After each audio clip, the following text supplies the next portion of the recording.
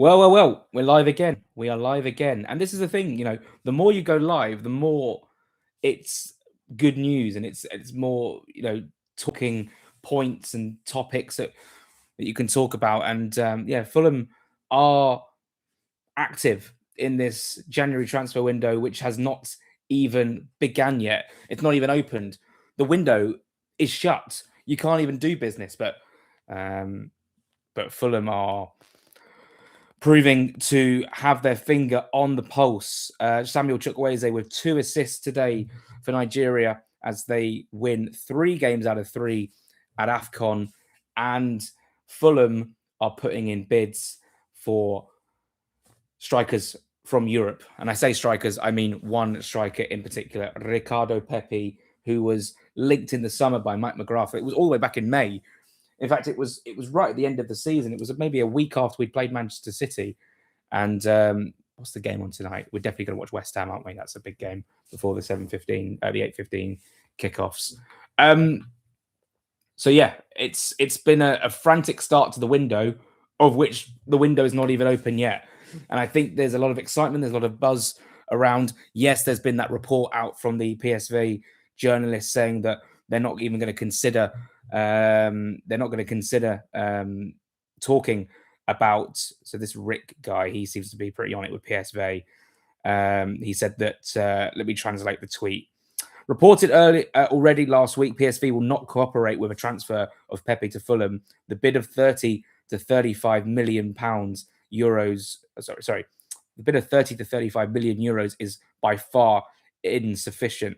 So I do wonder whether there is a fee where Fulham can make a breakthrough with Ricardo Pepi. But it's not really the point of the stream. I think this point of why I wanted sort of to jump on quickly was the sort of, and it won't be a long stream at all because it's just one subject I want to talk about, is we're seeing a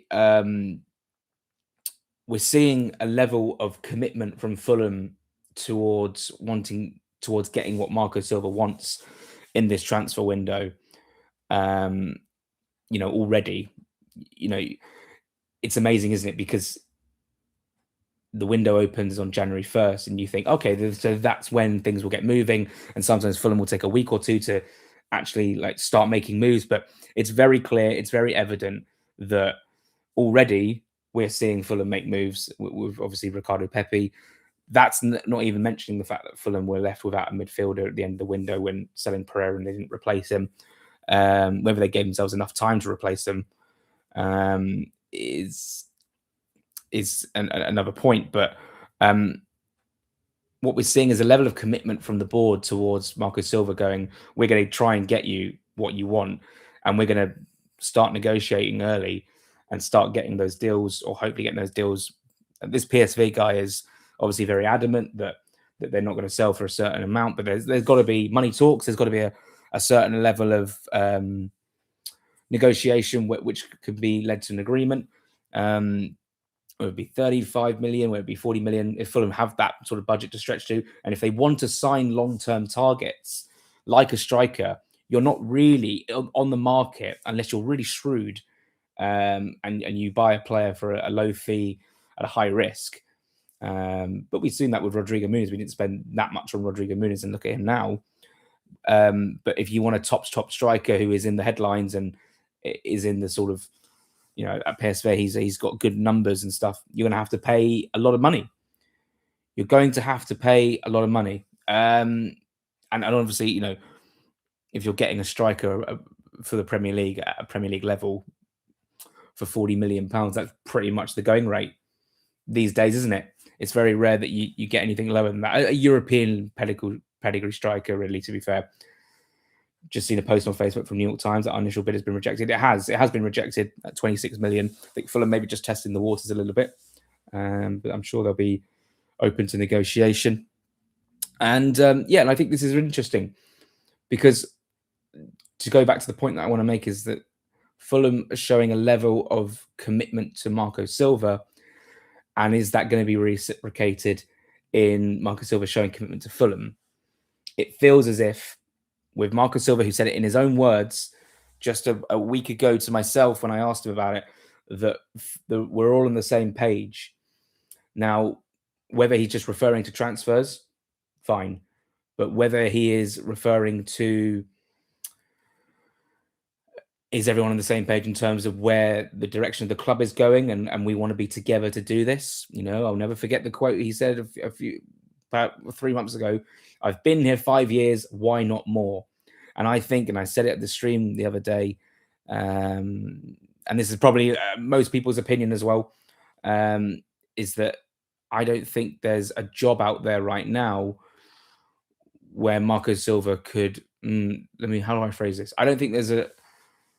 I think there'll be jobs out there that will tempt Marco Silva, but I think that what he's got going on here and the way that Fulham have managed to wriggle themselves out of danger in the last 3 weeks or so, I think that there's definitely the only way is up.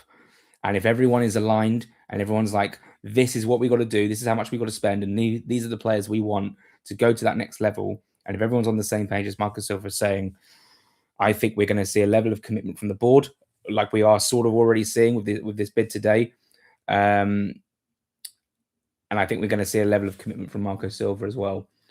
And I think that stands us in really, really good stead. There probably would have been conversations this season in the boardroom going, if Marco Silva doesn't commit, this is a short list of managers that we're going to have to try and recruit for next season. And I think maybe now we're at a stage where those conversations are not necessary. And I think that the conversations that they're going to be having is, well, here we need a list of long-term targets that we want to sign. We need an idea of our budget, and we need an idea of how we think we're going to go about signing these players. That is just my personal opinion. That's the feeling that I'm getting, is that I think that we're going to be close to having a conclusion to the contract situation, Marco Silva's contract situation. There's also, of course, Harry Wilson's contract situation. Do I think Adama Traore is going to leave the club? It certainly looks that way. All the noises suggest in the last week or so that is going to happen.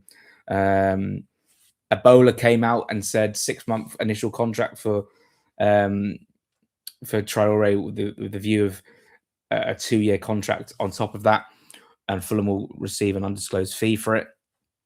Fine by me.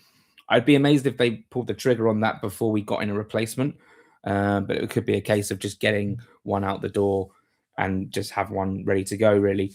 Let's go through some of the comments. I think we need to centre mid more. I would agree at this moment in time. I think it's probably more pressing, but I think that it's Raul Jimenez is out of contract this summer. He's got the World Cup. If we've got Muniz and one more striker, maybe someone like Pepi, I think that puts us in a very strong position. Will Fulham go in for Hayden Hackney as well? If they spend 40 on Pepi, there's possible terms of financial freedom. No one will ever know, apart from those in the boardroom, how much Fulham will have to spend and how much leeway Fulham have to spend over the next few weeks or so. What is clear is that Fulham didn't spend enough compared to other Premier League teams in the summer, which maybe gives them a little bit more financial freedom. You then roll it over and the accounts reset on July 1st next year, and you get the TV revenue from Premier League, and suddenly everything resets again, and there's opportunity to spend there. But again, it's very hard to know unless you're a financial expert like Kieran Maguire, like Swiss Ramble. It's very hard to know how much leeway Fulham have got in terms of spending power. It would suggest that the way Marco Silva is speaking, and of course we've still got 2 domestic loans we could still use, a Kobbie Mainoo and Oscar Bob. I know Bob's getting interest from Borussia Dortmund. I don't think we can necessarily compete with that. I think there's a lot of positive feeling around the place right now, and that's off the back of results. And I think everyone's aligned, and that's good. That is what you want. Yeah. So it depends how much. Hayden Hackney would be great. Who was the striker? Oh, Ruben Neves. Ruben Neves is a player who could be moving back to Europe. That would be an interesting one. Portuguese player with a Portuguese-speaking manager, or Portuguese manager in Marco Silva. I think that would be a top signing. And of course, what he did for Wolves was absolutely extraordinary. I don't necessarily see him going back to Wolves anytime soon, given their situation. These are questions for Marco Silva as well. Does he envisage any squad players leaving? Traore, Harrison Reed, Ridgen going out on loan. I think Ridgen could be one of those players like Silva said about Wilson that he doesn't want to loan him out because he's so talented. And I think maybe Ridgen, because he's a couple of years younger, or a year younger, year and a half younger, he could probably get a loan out. But anyway, let's keep on going with these comments. Are we going to keep Wilson? I hope so. I think everyone wants to. Marco Silva wants to. The players want. Well, yeah, the players, the fans, everyone at the club wants to. It's just what's right for him. Whether that's offering him a little bit more money, offering a big bumper contract that he's going to be in the peak of his career. He is in the peak of his career. This is a big new. The next contract is a big one for him. I think this is the best place to be. I really do. And yeah, maybe he might wait until the end of the season if Fulham are in Europe or get Europe. He might sign. I think that would, we'll see. Reports suggest Adama is close to leaving as well. Surely we don't let him go if we're not using him without a replacement coming in. That's my thought. That's my thinking. He seems very, very close to the door, doesn't he? West Ham play tonight against who are they playing? Brighton. So yeah, maybe Nuno's asked about that after the game. I'll look out for the comments. What's happening with Sessegnon and Raul's contract? Well, I think Sess is going to sign a new contract. I think Sess will sign a new contract soon. I'd be like, if you think about it, this is his home. This is where he's had the best of his career. He's under a really good manager who hopefully is committing himself. And I think that maybe we might see, if Silva commits, I think we might see the dominoes fall, and that will be Sess and Wilson afterwards, hopefully. But I'm very confident that Sess stays. And even someone asked about Sess's contract situation. And Silva said, let's hope soon we'll have good news. And he said that about Muniz, who then signed the contract. So I think we're in a good stage. We're in a good place with Sess. For Raul, I think if Raul left at the end of the season, I think it would probably... I don't think he wants to be playing third choice, because I think it would be third choice by the time the season starts next season. I don't think he'd want to play third choice striker in the Premier League. I think he could probably cut his cloth somewhere else and be first choice in MLS, backing Mexico. He's going to be there for the World Cup, so we'll see. It's like a house of cards where we need Marco to sign for Wilson to commit and for the board to give him a war chest. It's a heck of a leap of faith by the board if they buy a load of players he wants and Marco doesn't sign. Yeah, but then if Marco gets the players he wanted, he will then sign. Sorry, someone's at the door. Give me 1 second. Could be anyone.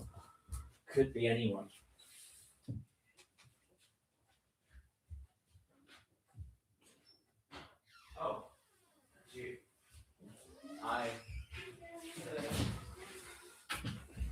Right. It was just my brother. Why he doesn't have a key, I have no idea. Yeah, but if Marco Silva sees the commitment from the board, he'll be happy, and that's what he wants, right? He wants those players. Van Vopotnik, is that the guy from Swansea? Because he is very impressive striker. Fulham American here. I already like Pepi a lot, but what's to say he's not the next Josie Outlador? Well, he could be. You just never know. Who do you think is better, Pepi or Keane? Moise Keane's always had a funny attitude, in my opinion. I'd be much happier with Pepi. Pepi is younger. Is Willian an option to come back and support Kevin? I'd be very surprised. I think you'd probably more likely to see someone like Raheem Sterling come through the door. Back to YouTube. Some comments on YouTube. Fulham fan, but from Eindhoven. So follow them too. Is Pepi really realistic? Well, if they're putting in bids for him, they obviously feel he's a realistic target. How much do you think we will spend in January?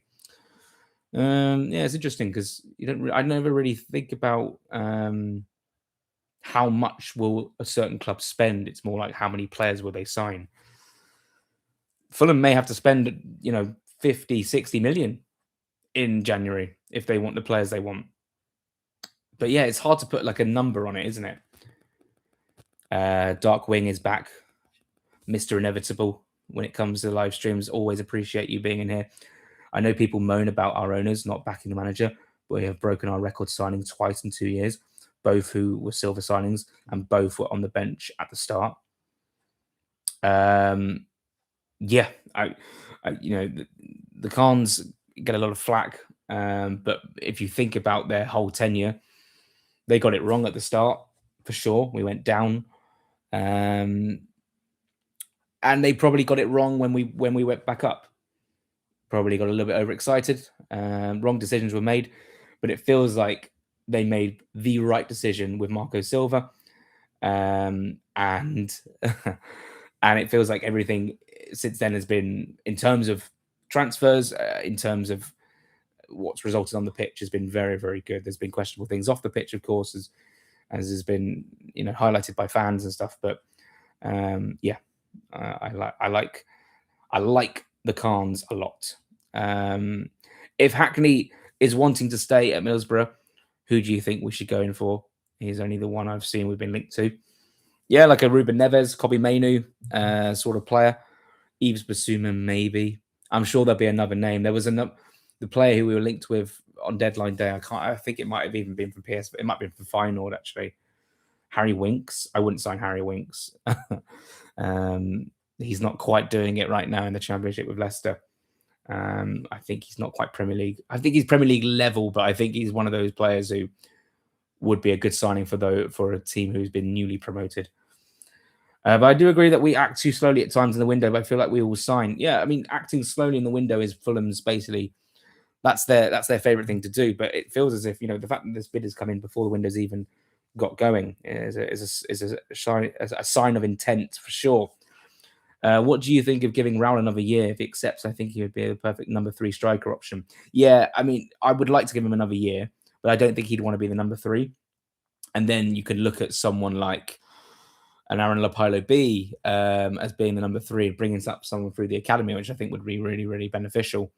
And Aidan Evans, I think it's maybe a bit too early for Aidan, but yeah, these are good options. And I'm sure we'll probably look to. It's hard to recruit a striker, to promise them basically the number 3 spot or the 3rd slot as a striker. Seeing how we saw Seth on the bench recently, do you think he may be close to the first team and potential replacement Harrison Reed in the future?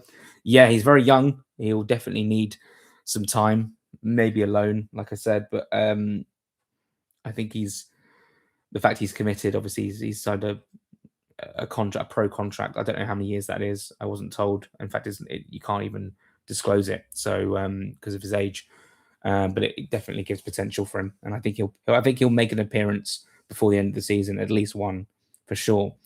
Do you think Fulham go back in for George? I hope so. And if they do, it feels like an easy one to do. But I said this yesterday, the relationship could be damaged because of the way it broke down on deadline day. Michael, Friday evening, Jack. Pepi is a good buy. Will Hughes on a free and Raheem Sterling as a loan. We'll be cooking on gas then. I'm not the biggest Will Hughes fan. I say that he's going to play against us in a couple of days' time. Maybe if it's in a good performance, I might change my mind. But Raheem Sterling, again, it feels a bit... I mean, I'd be okay with Sterling for sure. He's a good, experienced player, quality player. But I do worry that he's obviously not going to be hugely match fit. He's played no minutes this season, has he? He's in that bomb squad, as I mentioned yesterday. Are you concerned by SCR? Please don't ask me that. No, not really. I don't know. Conor Gallagher could be a decent option. Yep, as an 8. But the fee could be high, and other clubs can offer European football could be interested as well. I think it's a good point. Conor Gallagher is another player who could be interesting. You are welcome watching the world. You are welcome. Let's go back onto Twitter. How much would you say Hayden Hackney would cost if Fulham went in for him? I think Fulham would probably want... I think Middlesbrough would probably want north of 15 to 20. And Middlesbrough have fallen off a little bit. They lost last night to Hull. They drew at the weekend with Blackburn, and I think they lost the game before that as well. So they haven't won in 3, have Middlesbrough. So Hayden Hackney with Ipswich definitely sort of charging them down. I think Ipswich are probably going to be favourites for second place now after they beat Coventry yesterday. So maybe Hackney might be thinking, it's not guaranteed that we're going to be in the Premier League next season with Middlesbrough. So maybe now is the big time for me to get the Premier League move. And the good thing about it, you know what the really good thing about another good thing about where Fulham are at right now is that a player like Hayden Hackney, who has been linked with teams like Fulham and West Ham, both teams, let's just say both teams going for him in a week's time. Hackney's going to weigh up his options and go, West Ham, I mean, depending on what happens tonight against Brighton, West Ham are in the relegation zone. Fulham are actually, looking like they're going to be in the Premier League again. That, for me, indicates that Fulham would be the decision he makes. You can come at me and say, well, West Ham are a bigger club than Fulham, but they might be playing in the Championship next season. In fact, I'm definitely going to watch that 7:30 kickoff. I'll at least watch the first half before Arsenal Villa. I do like the fact that they staged them in. I know it's not. What did we have, the 8:15 kickoff at Newcastle? That wasn't great, was it? But from a watching TV, football on TV sort of point of view, I can understand why they do it. Anyway, I think this is huge signal to Marco from the board. Yeah, huge. I think this is. I think, well, we're going to speak with Marco Silva tomorrow. I really hope we get some more answers and some more clarity on the situation. But obviously, he's not going to give anything away. But I think that things are going well. Things are going very, very well. A lot of Americans link Jedi and obviously the Khans. A lot of Americans links Jedi and obviously the Khans. Oh, likes Jedi. Oh, yeah, I suppose that makes sense. Huang Ing Biom is the player we were linked with on deadline day from Feyenoord. It was. Thank you. I remember that. That was. Do you think JK will go back? Yes. I mean, if we sign Pepi, for sure. Where does that leave JKA? Any idea on who will are likely to sign this window? I know it's hard to judge at the moment. No, it's really difficult because there's been no. I mean, there's been no indication that Fulham are going back in for George as of now. I think it's going to be pretty clear who our main target's going to be. In fact, one being Pepi in a week or so's time. If Fulham are acting this quickly with one player, I think they can act quickly with two or three. So I think this could be the most proactive window we see at Fulham for a long, long time. That's obviously hoping. Here's hoping. Have you seen the apparent links to Harvey Elliott? I mean, the Harvey Elliott situation is complicated, isn't it? Because it's Villa refusing to play him so that they don't have to buy him permanently. So he's sort of in this bit of a crossroad situation. I would just terminate the loan, and if he wants to go out on loan for another 6 months, I think Fulham should be in the swim for him, as White Noise would say. Where are we at with the comments on YouTube? Would Fulham go back in for Rocco Wrights? Fulham were linked in the summer and was great in the under-21s competition in the summer. Yes, I remember breaking the Rocco Wrights rumour, and then it got picked up by Plettenberg, which was very exciting. I don't know. I could ask for sure. Jack, how much control has shifted from Ali Mack to Marco? I don't know. I think Ali Mack probably has a lot of a say in what goes on, but I think also Marco Silva has a huge say on the final. He has the final say on signings for sure. Have we now got too many points to drive through the urgency to make early signings in Jan? Have we now got too many points to drive the urgency to make early signings in Jan? Too many points. I think too many points. You can never have too many points, because now it's not about, well, we need players to stay up. It's we need players to try and push on and push for Europe. Where's the ambition? The ambition has to be the highest it possibly can be, which is we want to get into Europe. We can still, I mean, all the players at the beginning of the season, all their program notes and in the first 5-6 weeks of the season were saying, we want to get into Europe this season. We think we can go one better after last season. Didn't get off to a good start. Now we're in a position where we generally are 3 points off Europe or European places. I don't think that's like, whoa, actually, hold on. We've got too many points here. That means we don't need any signings. It's like Marcus will be like, what are you talking about? Let's get these players in, and we could finish even higher than we wanted to. That doesn't make any sense. We could finish higher in the table than we first thought. Because we thought we were going to be in a relegation battle. A lot of the fans thought we were going to be in a relegation battle. We could surpass all those expectations. We're on 26 points. We could break the points tally record again. We could do it again. You never know. The Bassi versus Cuenca situation is good, but I have a feeling that if Silva automatically slots Bassi back in, I reckon Cuenca will look to leave. Is that a bad thing if we get 20 plus million? I don't think so. I think it's Cuenca's place to lose at the moment.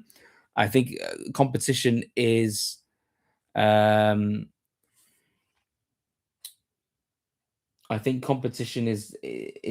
be expected for sure.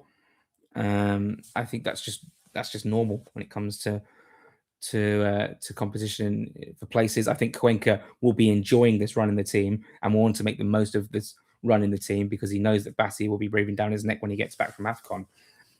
But it's very evident to see from the fans' point of view, from Marco Silva's point of view, from the board's point of view, that we've got a very good player in Calvin Bassi, but also in Jorge Cuenca.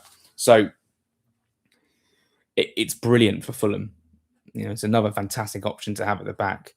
I don't think if Bassi comes straight back in, that Cuenca is going to want to leave. I think there's definitely a future here for Cuenca. Whether we, play two, I don't think we're going to ever look to on purpose play two left-sided centre backs, but I think Cuenca is definitely going to push Bassi all the way, and I don't think it's as seamless as Bassi just comes straight back in for Cuenca. I think I think Cuenca deserves better than that, and I think he'll get a run in the team because he deserves it if he keeps up these performances. How many curries have we signed Pepi? I already had one today, and I've got leftovers for dinner, so that's 2 already.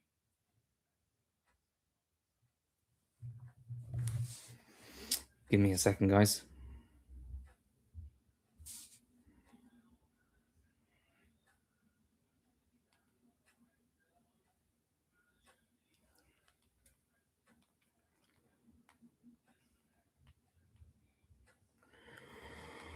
Silly season is silly season, isn't it? Very exciting. It's not even open yet, the window. Cuenca is a lot calmer than Bassi as he looks great every time he plays. Yeah, brilliant so far. Villa got Morgan Rogers, Palace got Wharton. We have to explore the Championship. Oh, absolutely. And if that's the case, Jordan James. I know he's on loan from Reims right now in France, and he scored for Leicester last night. So it's not one that we're going to be getting immediately in this window, but it's someone I really would love to sign, Jordan James. Great player, really good player. And yeah, there's so much in the Championship. You can go from a Championship player to an England international in a season and a half, as we've seen with those examples that have just been said.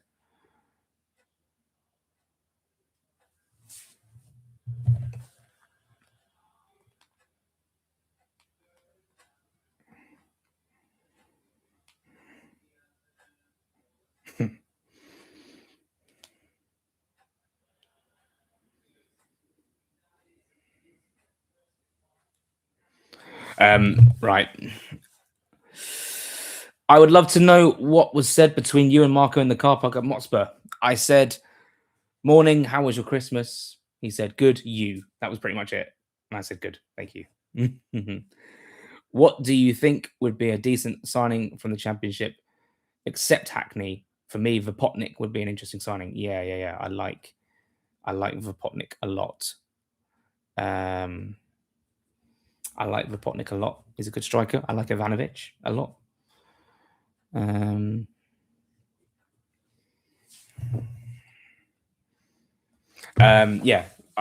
James as another example for sure. But obviously, I know he's at he's on loan from Reims. Another player. Trying to think.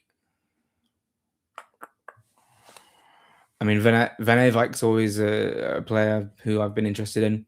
I don't think he gets in the team over Kenny Tete, but it'd be a good backup option if Castagna was to go.